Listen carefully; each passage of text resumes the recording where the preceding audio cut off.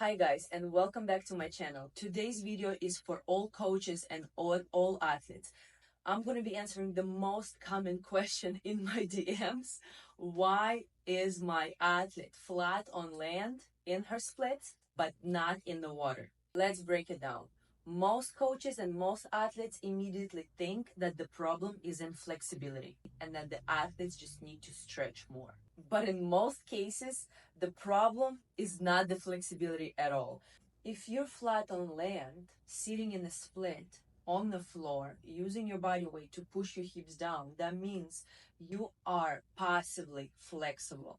But artistic swimming is a very functional sport and you need strength. You need your own muscles to be strong to be able to hold your split position against gravity upside down by using your own muscles. So the problem is not flexibility. Most likely you're lacking strength. I'm going to bring you an example. You can stand straight, put your hand on the wall or on the chair next to you, grab your leg and bring it up in the split, in the standing split. You're using your arm to pull the leg up. Now, don't use your arm. Use your own leg muscles and bring your leg all the way up in the standing split. If you can do that, you have functional strength and you have enough flexibility so your own body can move your leg in the space and show your flexibility. If you are incapable of doing that, you're lacking functional strength. You need both flexibility and strength, and they need to be on the same level. If one overpowers, then the performance suffers and there's a possible risks of injuries. Overstretching can reduce muscle responsiveness, and in sport like ours, it can cause slower movements. It can cause more injuries. Artistic swimmers need to be very strong, very sharp. We need to be on count. I've seen a lot of athletes who are very flexible or come from rhythmic gymnastics, and they're constantly late on count. They're sloppy because rhythmic gymnastic, if you look at their movements, when they get into the split, it takes them and down. You know what I mean? Even their splits, when they jump into the splits, it's a little bit too slow for artistic swimmers. Artistic swimmers don't have that much time. Sharpness is one of the biggest advantages artistic swimmer can have, and that comes with functional movement, very functional muscle, explosive muscle. You cannot be that explosive with overstretched muscles. You would ask me, so how flexible should I be? And in my opinion, in my experience, 2 yoga blocks. If you're flat in your split with 2 yoga blocks, you're flexible enough. If you're still incapable of being flat upside down, but you are sitting in the split with 2 yoga blocks, then it is a problem of strength. So let me help you to understand from anatomy perspective what you need to focus on. If we go upside down and we look at the split position as one leg and the body, one thing at a time, let's focus on the front leg. Our front leg needs to be flat on the water. What do we need to do for that? We need to have flexible hamstrings, we need to have strong quads, and we need to have strong hip flexor. Quad is the muscle that extends your leg and helps your hip flexor to pull your leg down towards the water. Hip flexors are the muscles that help you to walk, to bring your leg up. Hip flexors is the muscle that helps you lift your leg into the bottom leg position. So when you're upside down, hip flexor is the one that's responsible for pulling your leg down. So that needs to be strong. Let's take a look at the back leg. Your back leg, the back side of your leg needs to be flat on the water. Most people, most athletes, most coaches don't even know what muscle on the back leg is actually responsible for bringing the leg down.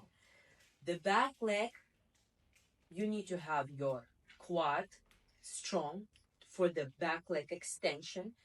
You need to have flexible hip flexor because hip flexor now doesn't help you to pull the leg down. Now it needs to be stretched and flexible so that the leg can go into that position. But the glute muscle, your butt, is the muscle that you need to be using to pull your leg down. This is a breakdown. Now, a lot of times, a very flexible athlete comes to me when I ask her to go upside down on the feet up trainer to see what's going on, what might be the problem. She goes and she extends her legs. She's getting very tight and she holds that position and she's like here. So I want you guys to understand, and coaches, that there's some muscles that needs to be relaxed and some muscles that needs to be active and take your body into the right position. Your hips need to be relaxed. Sometimes when I ask athletes to extend their legs, that means activate their quads.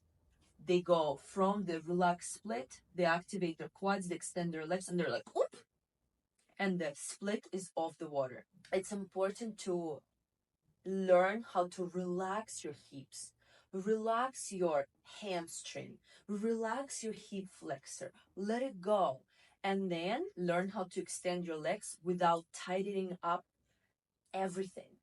There's some parts that need to be relaxed, there's some parts that need to be engaged.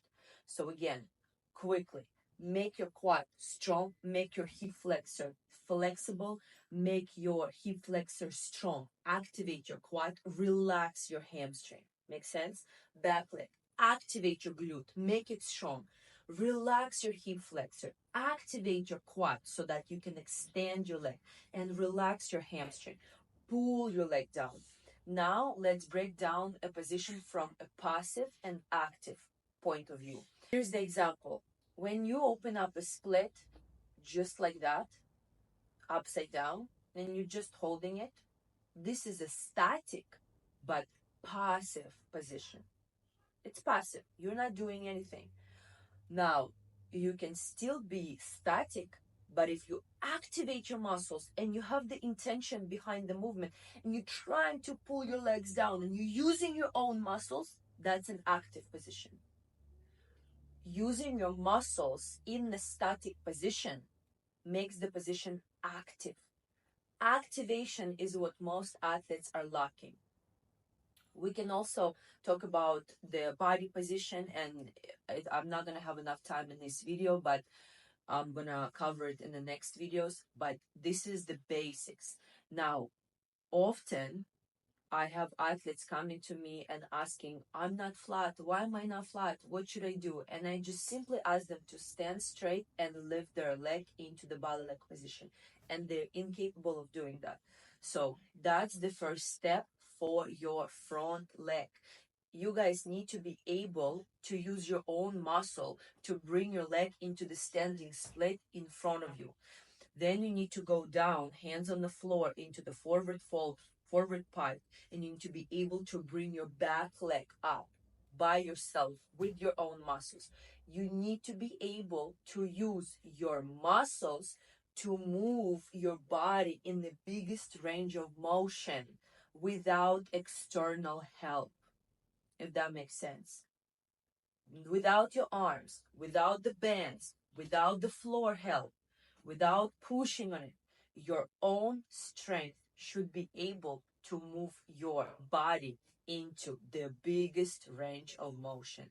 And that's how you will be able to be flat, upside down. With all that being said, I know that it's a lot of information. So for athletes, I invite you to join me on my in-person summer camp here in Westchester, Pennsylvania, July 14th, 18th. We're going to cover it all foundation, all the muscle activation, all the problems you've seen during the new rules changes. We're all going to cover that. We're going to be focusing extremely on the height. Coaches, I invite you to come to the summer camp. It's all free. You're only paying for your flight and accommodation, and you can come and observe and learn. First 2 weeks of July, I'm running an online mentorship for coaches, and I'm gonna break this down in even more details. I'm gonna teach you how to teach your athletes, how to evaluate, how to make them stronger, how to make them more flexible, how to keep them without injuries, but functional. So much for watching this video. If this video was helpful, please subscribe, share, like, anything that can help me grow this channel and help more artistic swimmers, coaches, and parents. If you want to work with me, please check the description of the video below. Thank you for watching, and I'll see you in the next video.